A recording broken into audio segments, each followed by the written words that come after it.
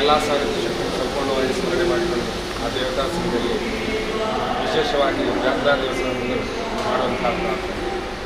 ಕರ್ಮಾದವು ಕರ್ಮ ಮಧ್ಯೆ ಕರ್ಮಾಂತಿಯೇ ಪ್ರಾರ್ಥನಾ ಗುರಿಯಾದೆಂಬ ಶಾಸ್ತ್ರ ರಚನೆ ಪ್ರಕಾರ ಯಾವುದೇ ಪೂಜಾ ಕೈಂಕರ್ಯ ಮಾಡುವುದಕ್ಕಿಂತ ಮುಂಚಿತವಾಗಿ ಮಧ್ಯದಲ್ಲಿ ಸಮಾಪ್ತಿಯಲ್ಲಿ ಪ್ರಾರ್ಥನೆ ಮಾಡಿದ್ದೀವಿ.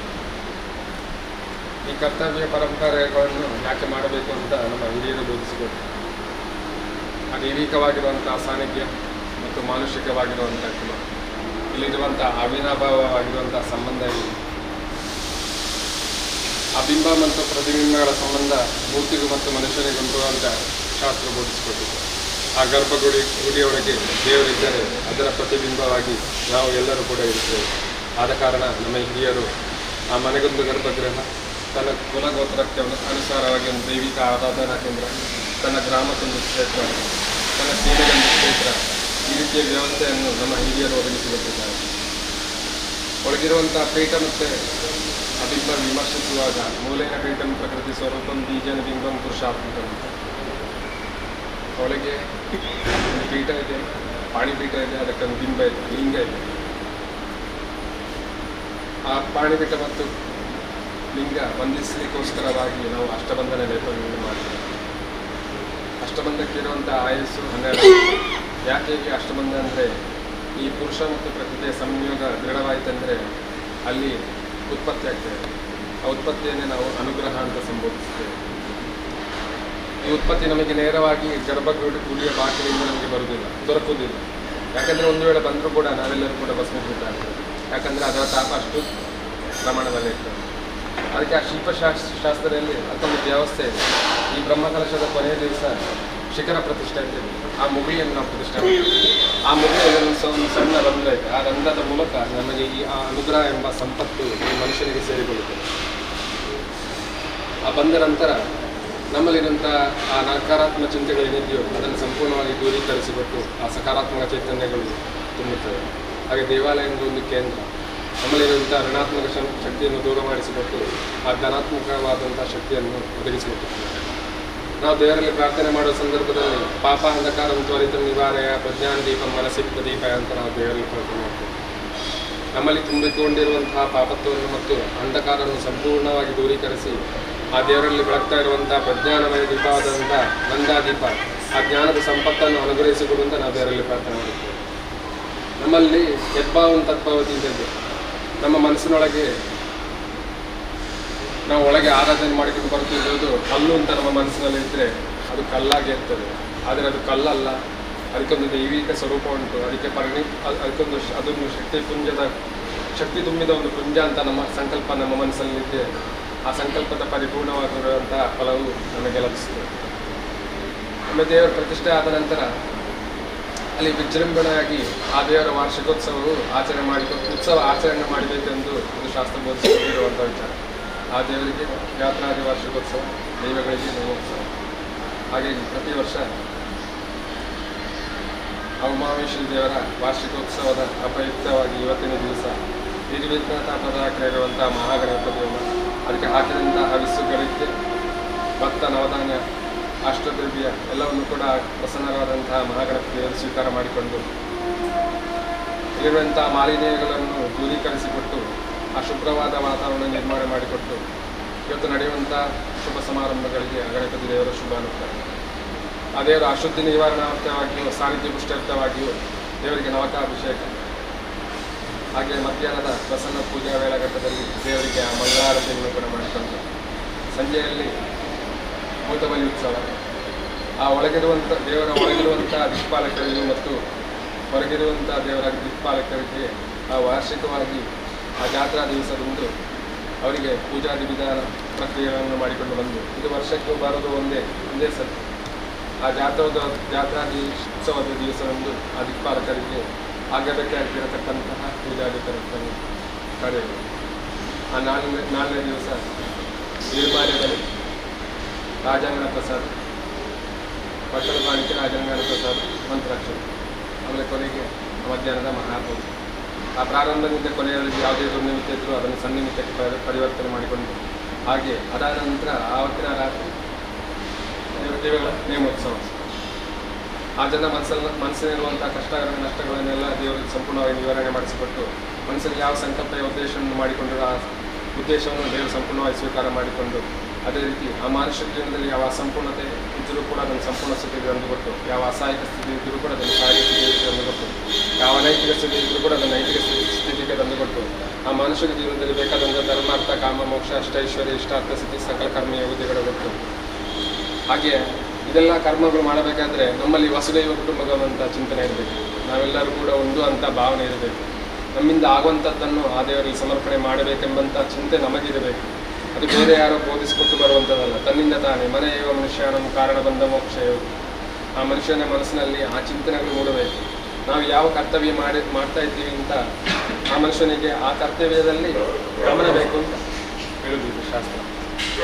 ಹಾಗೆ ನಮ್ಮ ದೇವರು ನಮ್ಮ ದೇವಸ್ಥಾನ ಹೇಳುವಂಥ ಸ್ಥಿತಿಯಲ್ಲಿ ಆ ರೀತಿಯ ಕಲ್ಪನೆ, ಆ ರೀತಿಯ ಸಂಕಲ್ಪ ಬರಬೇಕು. ಆ ರೀತಿಯ ಸಂಕಲ್ಪವನ್ನು ಸಿದ್ಧಿಸಿಕೊಂಡು ಆ ನಂಬಿಕೊಂಡು ಬರುವಂಥ ಸಮಸ್ತ ಭಕ್ತ ಜನರಿಗೆ ಆ ಉಮಾಮೇಶ್ವರಿ ದೇವರ ಬೇಕಾಗಿರುವಂಥ ಆಯುರಾರೋಗ್ಯ, ಐಶ್ವರ್ಯ, ಸಂಪತ್ತು, ಧನದಾನ, ಸ್ಥೈರ್ಯ, ವಿದ್ಯೆ ಆ ದೇವರು ಸಂಪೂರ್ಣ ಅನುಗ್ರಹ ಒದಗಿಸಿಕೊಟ್ಟು ಹಾಗೆ ಎಲ್ಲ ಸಮಸ್ತ ಜನ ಸೇರಿಕೊಂಡು ಆ ಒಮ್ಮನಸ್ಸಿನಿಂದ ಇವತ್ತು ನಡೆಯುವಂತಹ ಕಾರ್ಯವನ್ನು ನಾವು ಐಕ್ಯಮತ್ಯದಿಂದ ಆ ದೇವರ ಕಾರ್ಯ ಮಾಡಿಕೊಂಡು ಬಂದು ತನ್ಮೂಲಕ ತನ್ನಲ್ಲಿರುವಂಥ ಪಾಪತ್ವವು ಕರಗಬೇಕು. ಈ ಮಣ್ಣಿಗೆ ಪಾವಿತ್ರ್ಯತೆ ಒದಗಿ ಬರಬೇಕು. ಈ ಪರಿಸರಕ್ಕೆ ಒಳಿತಾಗಬೇಕು. ಹಾಗೆ ನಾವು ಕೊನೆಯಲ್ಲಿ ದೇವರಲ್ಲಿ ಪ್ರಾರ್ಥನೆ ಮಾಡುವ ಸಂದರ್ಭದಲ್ಲಿ ಲೋಕಾನಂತರ ಹೆತ್ವರ್ಥಂ ಸ್ತ್ರೀ ಭವ ಸುಖಾಯನ ಅಂತ ಆ ದೇವರನ್ನು ಆರಾಧನೆ ಮಾಡಿಕೊಂಡು ಬರುವಂಥ ಮನುಷ್ಯರು ಆ ದೇವರು ನಮ್ಮಿಂದ ನಿರಂತರವಾಗಿ ಆ ಪ್ರಾರ್ಥನೆ ಸ್ವೀಕಾರ ಮಾಡುವಂತ ನಾವು ದೇವರಲ್ಲಿ ಪ್ರಾರ್ಥನೆ ಮಾಡ್ತೇವೆ. ಇಡೀ ಸಕುಟುಂಬಕ್ಕೆ ಮಾತ್ರ ಅಲ್ಲ, ಇಡೀ ಲೋಕಕ್ಕೆ ಅನುಗ್ರಹತರಾಗಿ ಒಳಿತನ್ನು ಮಾಡಿಕೊಡುವಂತ ನಾವು ದೇವರಲ್ಲಿ ಪ್ರಾರ್ಥನೆ ಮಾಡ್ತೇವೆ.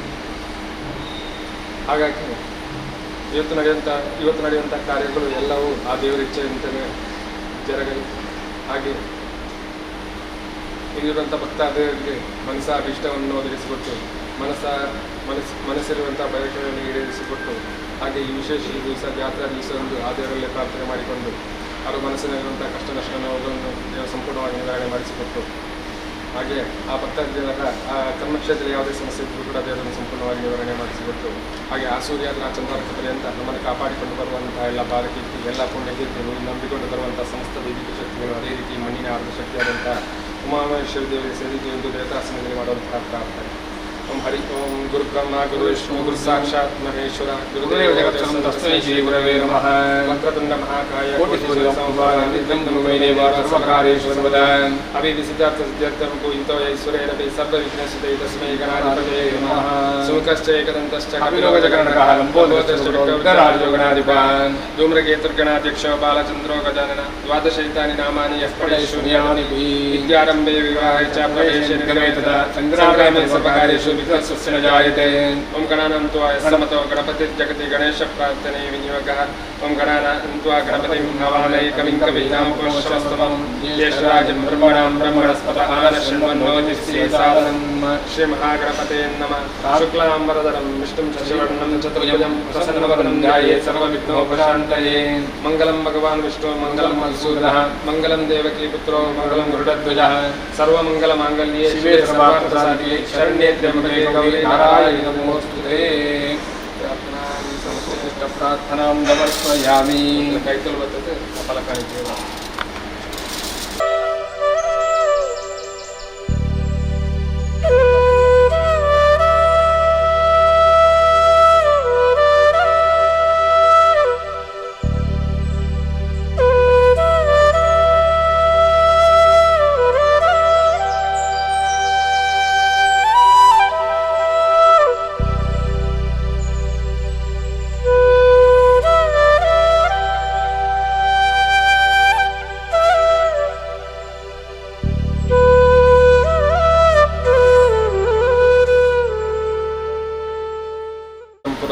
तेन मे सकला प्राप्तिर्भवे जन्मनि जन्मनि. ओम या देवी सर्वभूतेषु मातृरूपेण संस्थिता नमस्तस्यै नमस्तस्यै नमस्तस्यै नमो नमः. प्रार्थनां समर्पयामि.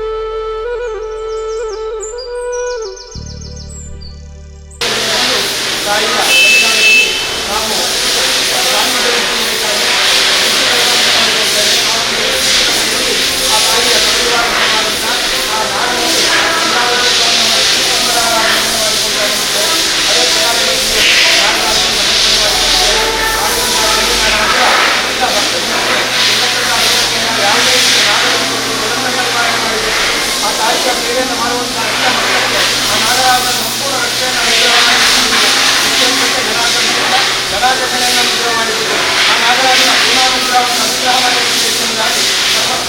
ಒಂದು ಉತ್ಸವದ ಸಮಾರಂಭದಲ್ಲಿ ಆ ನಾಗರಾಜನನ್ನೇ ಮಾಡಿಕೊಳ್ಳಬೇಕಂತ ಪ್ರಾರ್ಥನೆ ಮನೋಂಬೆಟ್ಟ ಪ್ರಾರ್ಥನಾ ನಮಸ್ಮಯ ನಾಗದೇವರ ಪಾದಾರಕ್ಕೆ ಗೋವಿಂದಾಯ ಗೋವಿಂದ